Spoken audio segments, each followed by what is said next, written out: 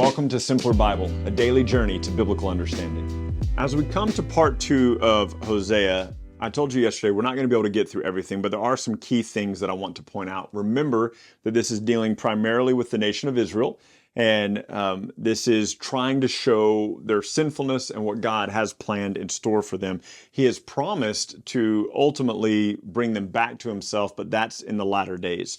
So Hosea chapter 5 says this: "Hear this, O priest, pay attention, O house of Israel." So there's who he's talking to. "Give ear, O house of the king, for the judgment is for you. You have been a snare at Mizpah, a net spread upon Tabor. And the revolters have gone deep into the slaughter, but I will discipline them. I know Ephraim, and Israel is not hidden from me. For now, O Ephraim, you have played the whore, Israel is defiled." And remember, the third part of that is Samaria. All three of these names mean the same thing: Ephraim, Israel, and Samaria. "Their deeds do not permit them to return to their God, for the spirit of whoredom is within them, and they do not know God." So they're so caught up in their wicked deeds, they're not going to be able to return to the Lord. "The pride of Israel testifies to his face. Israel and Ephraim stumble in their guilt. Judah also shall stumble with them." So Judah's included now. "With their flocks and herds they go to seek the Lord, but they will not find him. He is withdrawn from them.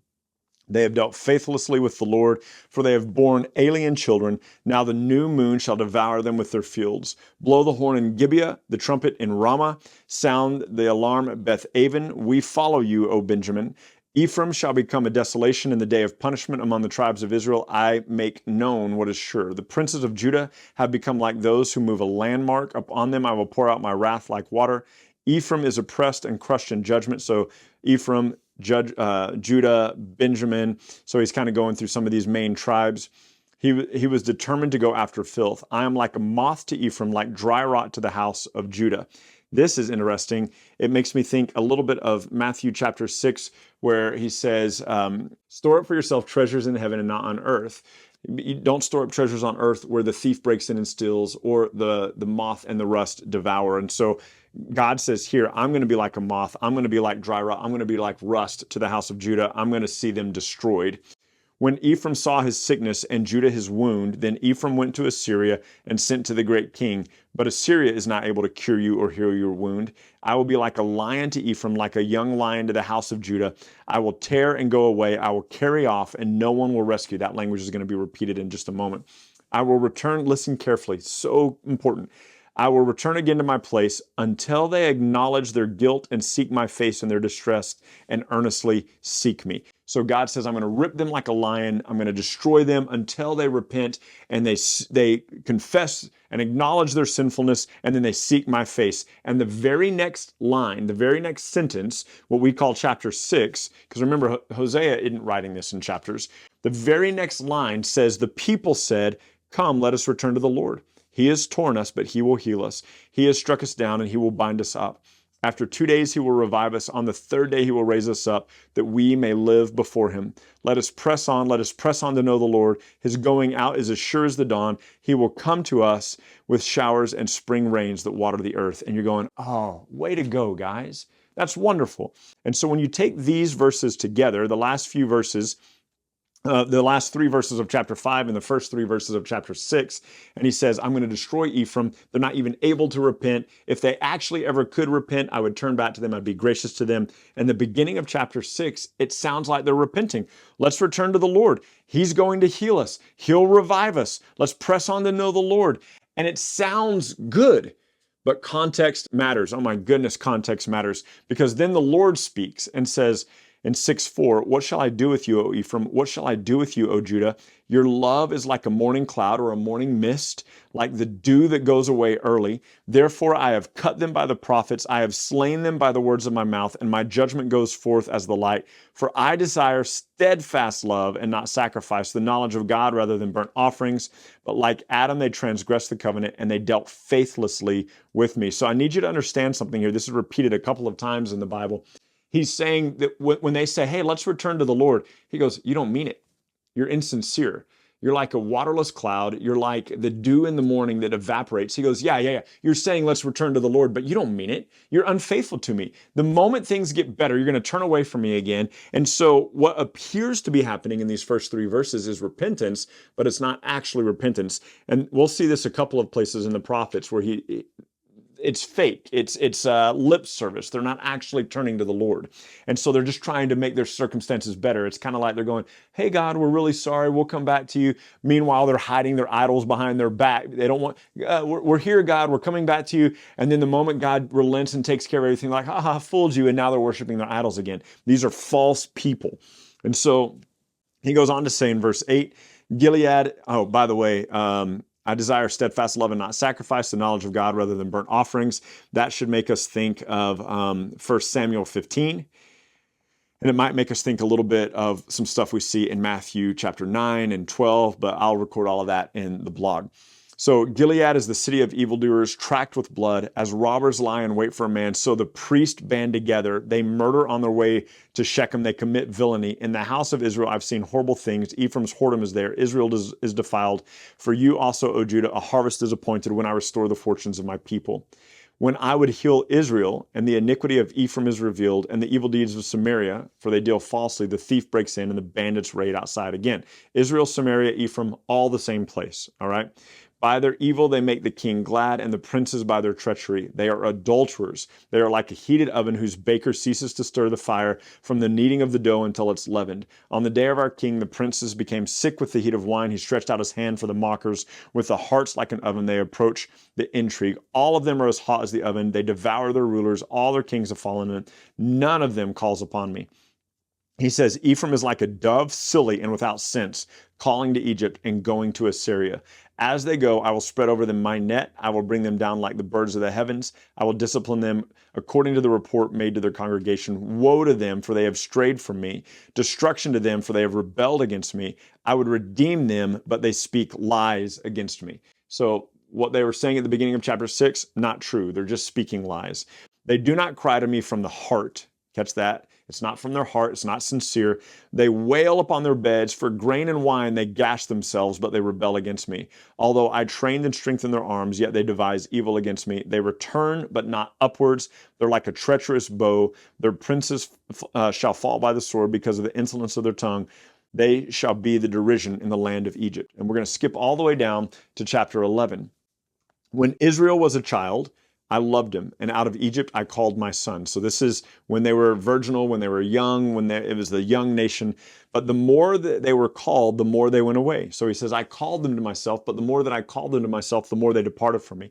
They kept sacrificing to the Baals and burning offerings to their idols. Yet it was I who taught Ephraim to walk. I took them up by their arms, but they did not know that I had healed them. I led them with the cords of kindness, with the bands of love. I became to one as one who eases the yoke of their jaws. I bent down, I fed them. They shall not return to the land of Egypt, but Assyria shall be their king, because they have refused to return to me. So this is a little bit still like Ezekiel 16. It's a little bit like what we saw in 1 Kings when God says to Rehoboam, he says, since you've rejected me as king, I'll have you serve the Syrians, and then you'll know what it's like to serve people rather than God. The sword shall rage against their cities, consume their bars or their gates, and devour them because of their own counsels. My people are bent on turning away from me, and though they call to the Most High, he will not raise them up at all. How can I give you up, O Ephraim? How can I hand you over, O Israel? How can I make you like Admah and treat you like Zeboim? My heart recoils within me. My compassion grows warm and tender. I will not execute my burning anger. I will not again destroy Ephraim, for I am God and not a man, the Holy One in your midst. I will not come in wrath. They will go after the Lord. He will roar like a lion when he roars. His children will come trembling from the west. So this is after he destroys them. He's going to roar like a lion and bring his people back to himself. So this is later. This is when they have already borne the judgment. He says, I won't destroy them again. He's about to destroy them, and he won't make a complete end of them. And there will come a point that God will roar and bring his people back to him. He'll give them a heart that will make them come back to them. It makes me think a little bit of Romans 11:29. Well, really, you have to look at verse 25. So Romans 11:25 says that partial hardening has happened to the Jews until the full number of Gentiles will be brought in. But then he says in Romans 11:29, the gifts and calling of God are irrevocable, meaning what God has promised to Israel, he will do. And so in this case, he's promised judgment to Ephraim, but he's also promised that he will roar and bring them back to him, that there will come a day that the people of Ephraim, Samaria, Israel will return to God. That day has not yet happened. They will come trembling like birds from Egypt and like doves from the land of Assyria, and I will return them to their homes, declares the Lord. Ephraim has surrounded me with lies, and the house of Israel with deceit. But Judah still walks with God and is still faithful to the Holy One. And then listen to chapter 13, and this is interesting. This is hard stuff, but listen. When Ephraim spoke, there was trembling, and he was exalted in Israel. But he incurred guilt through the Baal, and he died. And now they sin more and more and make for themselves metal images, idols skillfully made of their silver, all of them the work of craftsmen. It is said of them, those who offer human sacrifices kiss calves. Therefore they will be like the morning mist or like the dew that goes early away. They will be like the chaff that swirls from the threshing floor or like smoke from a window. In other words, they're going to be done away with. You might remember in Psalm chapter 1, it talked about the wicked are like the chaff that the wind drives away, that God drives away. And so he says, but I am the Lord your God from the land of Egypt. You have known no God but me, and besides me there is no Savior. It was I who knew you in the wilderness, in the land of drought. But when they had grazed, they became full, and they were filled, and their heart was lifted up, and they forgot me. So I will be to them like a lion, and like a leopard I will lurk by the way. I will fall upon them like a bear robbed of her cubs. I will tear open their breasts, and I will devour them like a lion, like a wild beast would rip them open. He destroys you, O Israel, for you are against me. You are against your helpers. So listen to what God says. I'm going to be to them like a lion, like a leopard, like a bear, like a wild beast, and I'm going to decimate them. I'm going to destroy them. Where now is your king to save you in all your cities? Where are all your rulers, those who you said, give me a king and princes? That's a reference back to 1 Samuel 8. I gave you a king in my anger, and I took him away in my wrath. The iniquity of Ephraim is bound up, his sin is kept in store. The pangs of childbirth come for him, but he is an unwise son, for at the right time he does not present himself at the opening of the womb. Now, verse 14, depending on your translation, I'm in the ESV, remember that, is going to create some issues for us. So listen carefully to verse 14. Shall I ransom them from the power of Sheol? Shall I redeem them from death? O death, where are your plagues? O Sheol, where is your sting? Compassion is hidden from my eyes.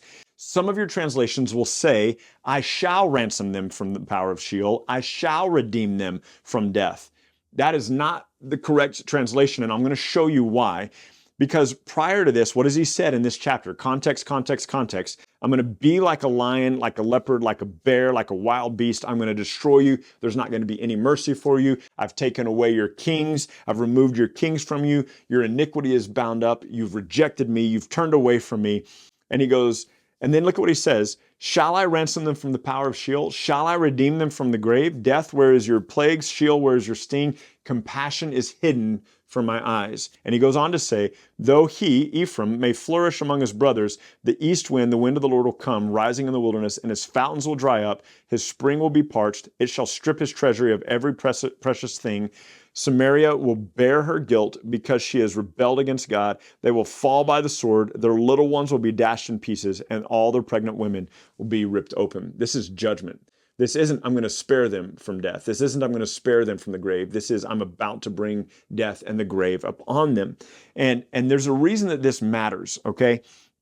It matters for a lot of reasons, but one of the reasons is, in this context, he's been talking about the wickedness of Ephraim, the wickedness of Samaria and Israel, all the same place, and how he's going to bring judgment on them. And when he talks about his compassion, he's talking about after the judgment, how he's going to restore them and bring them back. But the judgment hasn't happened yet. And he says, shall I redeem them from Sheol? Shall I ransom them from the death?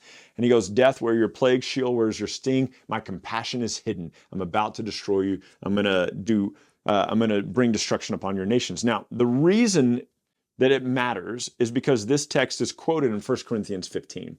And in 1 Corinthians 15, Paul is talking about the resurrection of Jesus and the hope that we have of resurrection one day. And he says, beginning in like verse 51 of 1 Corinthians 15, we won't all sleep, but we will all be changed in a moment, in the twinkling of an eye, at the last day, at the sound of the trumpet, with the voice of the archangel. The dead in Christ will raise first, and then we who are alive will be caught up together with him in the air. And he says, when the mortal body has put on immortality, when the mortal body is swallowed up by life, then comes about the saying, death is swallowed up in victory, which is a quote from Isaiah 25. And then he says, O death, where is your sting? O death, where is your sting? O death, where are your plagues? And he says the sting of death is sin, and the power of sin is the law.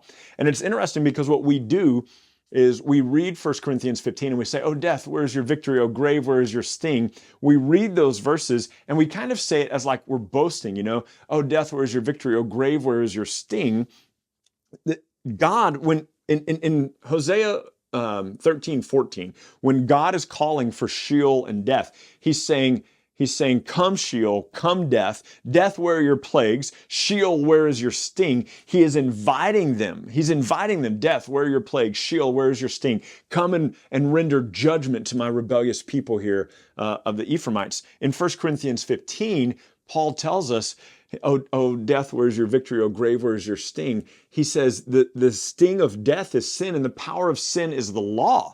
That's where the sting of death is. That's where the victory of death is. And then he says, but thanks be to God through Jesus Christ. Like we've been set free from that through Jesus Christ. So he's not even talking about like the physical death as much as he is like what Christ has ransomed us from. And that quote in 1 Corinthians 15 is found here in Hosea 13. And it's a judgment verse. It's not a victory verse, it's a judgment verse. And this is a verse where God is bringing judgment against wicked Ephraim, Israel, Samaria. And God is going to reject them as his people. And then what does he promise though? He promises that he won't harden his anger won't be against them forever.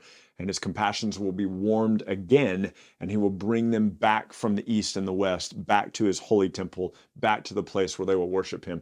And as of yet, that has not been completely fulfilled. And so it's been fulfilled in part. We see that at the end of the captivity, but in Babylon, but God will fulfill it completely at the return of Christ.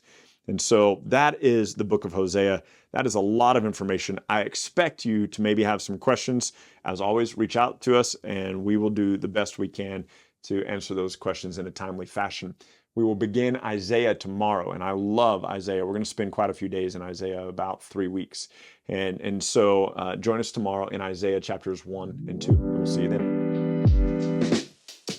Thank you so much for journeying with us today at Simpler Bible. Together, you and I have looked at another passage of Scripture and come to know the Bible a little bit better and enjoy God more fully. This video, along with all of our videos, can be found at simplerbible.com, where you can enjoy our Through the Bible in a Year course. You can also enjoy a wealth of resources, blog posts that take you a little bit deeper into the text, a Bible study format that you can use with your small groups or your family, and we're creating new content all the time, all with the commitment to help us be people who know and enjoy God more fully. Thank you so much for being part of it, and we can't wait to see you next time.